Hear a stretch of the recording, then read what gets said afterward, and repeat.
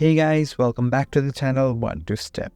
So in this video, I'm going to show you how to log into Likee account in few seconds. First of all, you need to have Likee app in your mobile. Just click on the Likee app, and to log in, you need to go to this icon which is in the bottom right corner of the human shape. Just click on this and you can log in from mobile number or Gmail or VK account or log in with Apple or Facebook.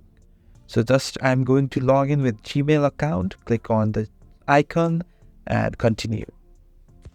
So here you need to choose your Gmail account or use another account. So I like to use another account which is contentify2@gmail.com and click on next. So here you need to write your password and now sign in to Likee with Gmail account, continue here and write here name, date of birth, your gender and next.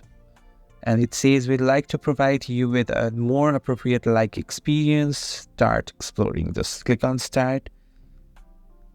And if you want to connect with contacts, just click on the contacts. So now I like to just skip it now. Thanks for watching the video. If you find this video helpful, please subscribe the channel and do not forget to hit the like button.